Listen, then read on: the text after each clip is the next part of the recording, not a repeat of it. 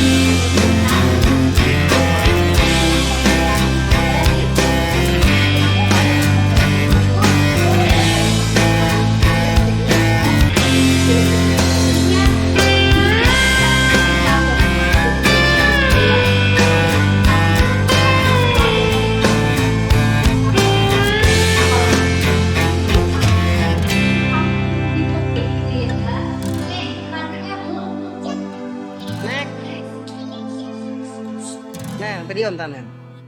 Oh, sih.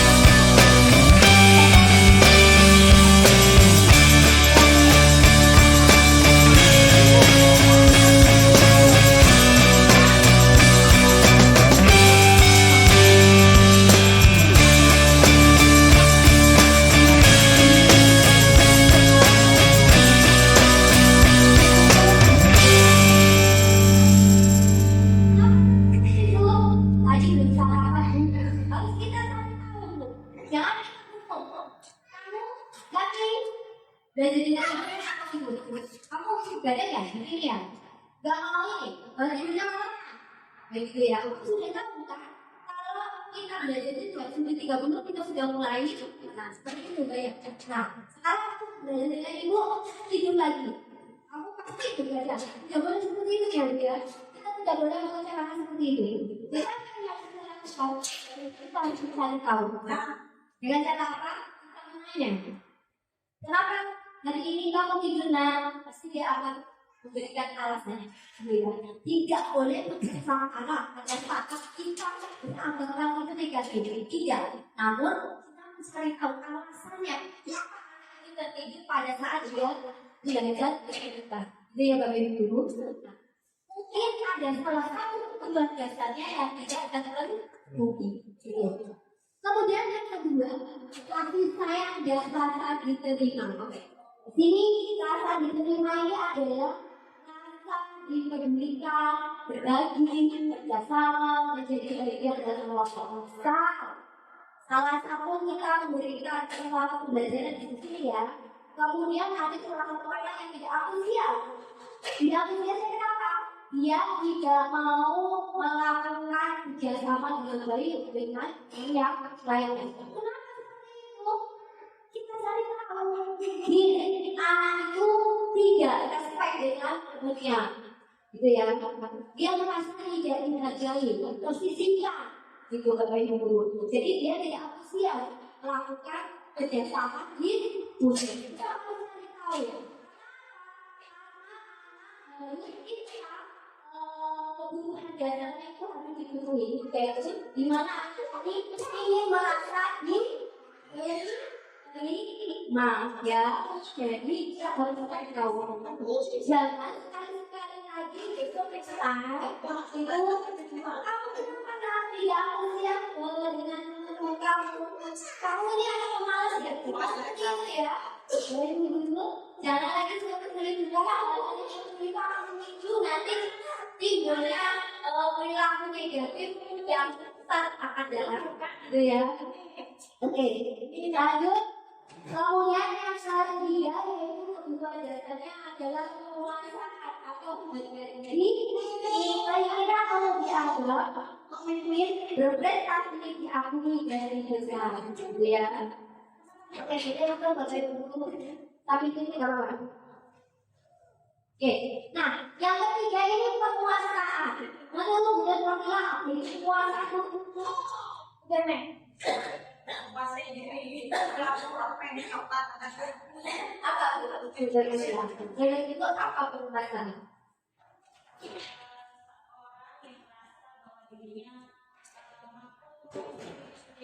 Aku memimpin diri sendiri. Tenang di Bapak Ibu, ketika kita memberikan suatu soal, kita memberikan suatu pembelajaran yang bertempat pada ini, ada salah satu anak yang ada yang tertentu ingin tampil sama sekali. Nah, itu adalah salah satu anak memiliki penguasaan diri, di mana si bagian memiliki sebuah kepemimpinan. Nah, itu ya Bapak Ibu.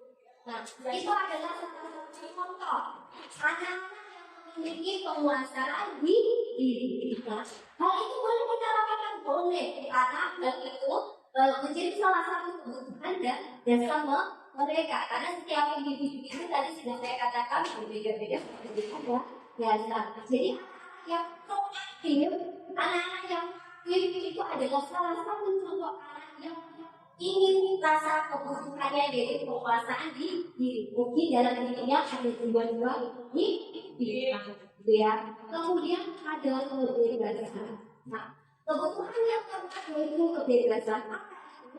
Mandiri, bertindak memiliki pemilihan, mencoba baru, mampu mengendalikan anaknya dirinya. Oke, Bapak Ibu guru biasanya kita akan melakukannya itu namanya kelas. Nah, yang sering saya lakukan dalam memberikan keyakinan kelas itu, Bapak Ibu guru pernah lihat kertas yang berwarna-warni? Pernah. Ya. Yang saya lakukan pada peserta didik untuk membuat keyakinan kelas itu adalah saya memberikan kertas yang berwarna-warni itu kepada peserta didik. Kemudian keyakinan kelas ini bukan berisi peraturan kelas, namun berisi nilai-nilai kebajikan. Contoh nilai kebajikan itu apa? Bertanggung jawab, disiplin, saling menghormati, itu ya. Kemudian rasa peduli yang kita berikan kepada peserta didik untuk keyakinan kelas yaitu nilai-nilai kebajikan.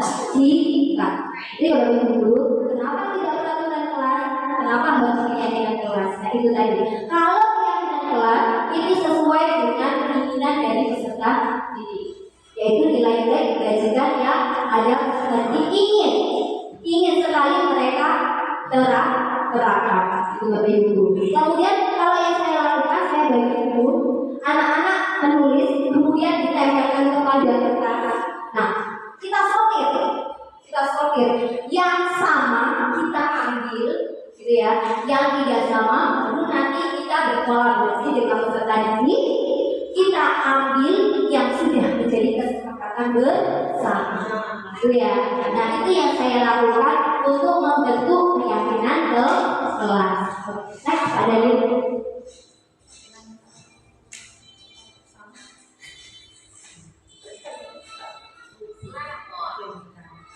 Nah, Bapak Ibu dulu, yang terakhir itu kan ada namanya posisi control manager. Nah, yang sudah saya katakan, kita harus menerapkan segitiga restitusi untuk kita bisa menjadi posisi guru yang posisi manager. Apa sih, Bu, segitiga restitusi itu? Segitiga restitusi ini terdapat 3 prinsip. Yang pertama, kita harus memberikan stabilitas identitas. Stabilitas identitas itu apa? Kita memberikan satu pertanyaan. Kita ajukan seperti pertanyaan. Contoh yang saya lakukan kemarin, ada Mas Bagi yang melamar sekolah.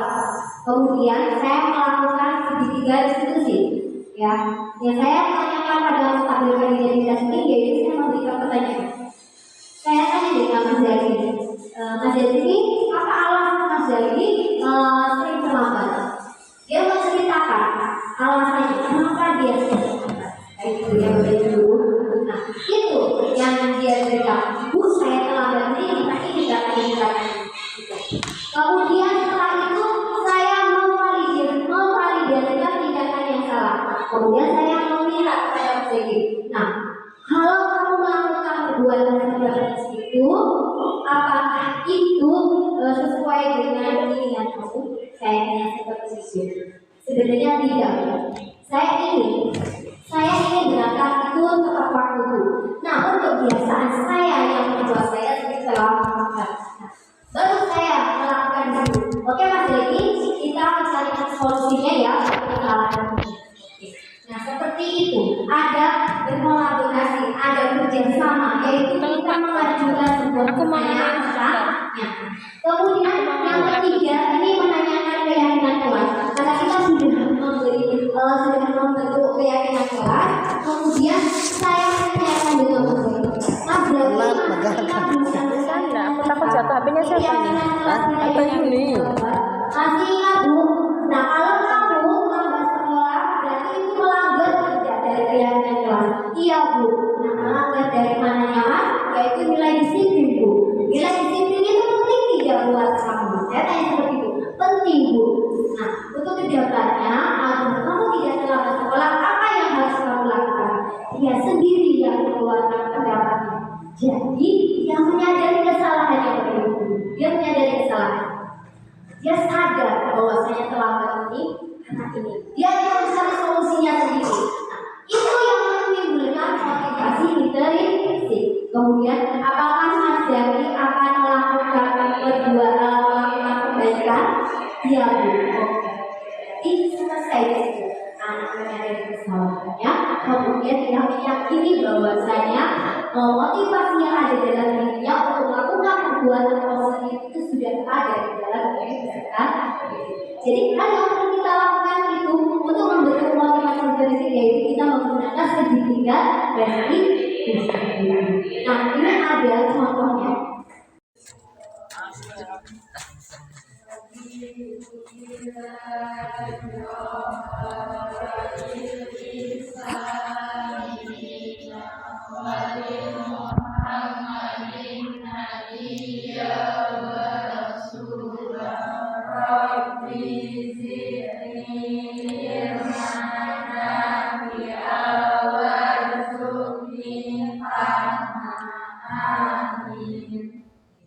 Assalamualaikum warahmatullahi wabarakatuh. Waalaikumsalam warahmatullahi wabarakatuh. Mas Daki terlambat ya? Oke, nanti temuin ibu di kelas ruangan ibu ya, Nak ya. Oke, silakan dulu. Gimana kabarnya hari ini? Alhamdulillah baik Bu. Saya dengar laporan dari guru tiket katanya kamu sering terlambat sekolah ya. Iya Bu. Menurut ingatan kamu sudah berapa kali kamu sering terlambat sekolah?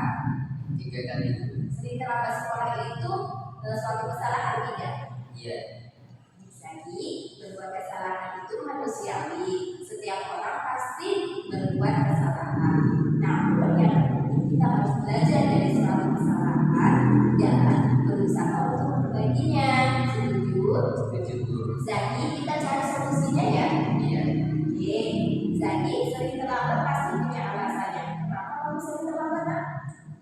Karena saya sering begadang Bu. Ya sambil main HP jadi kurang tidur.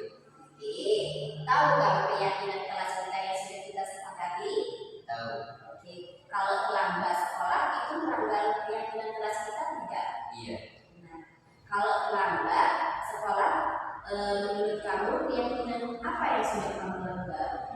Disiplin. Disiplin. Menurut kamu disiplin itu penting tidak? Penting Bu. Membuat saya datang ke sekolah tepat waktu dan bisa menghargai waktu. Betul, menghargai waktu itu penting dan bermanfaat untuk kita. Nah, seperti kita dapat menghargai orang-orang yang ada di sekitar kita, pekerjaan kita tidak menjadi menumpuk dan kita melatih rasa kepedulian. Oke? Iya Bu. Saya menyesal sudah datang terlambat ke sekolah. Saya mohon maaf sudah sering terlambat. Ya, jadi sikap yang sangat baik kalau sudah meminta maaf. Menurut kamu, apa yang akan kamu lakukan ketika kamu sering terlambat ke sekolah? Saya akan tidur lebih cepat dan tidak begadang lagi agar tidak datang terlambat ke sekolah. Baik, jadi sudah menemukan solusinya dan ibu akan bekerja sama dengan orang tua kamu agar kamu tidak akan terlambat sekolah lagi. Terima kasih. Sekarang silakan kembali ke kelas. Terima kasih Bu. Sama-sama. Assalamualaikum warahmatullahi wabarakatuh. Nama saya Muhammad Zaki Wahyu, kelas 10 TBSM. Terima kasih Bu Guru. Saya senang sekali diajak diskusi dengan Ibu Guru Sri Wahyuni untuk menemukan solusi atas kesalahan yang telah saya lakukan. Dan saya tidak akan begadang lagi supaya tidak terlambat ke sekolah. Assalamualaikum warahmatullahi wabarakatuh.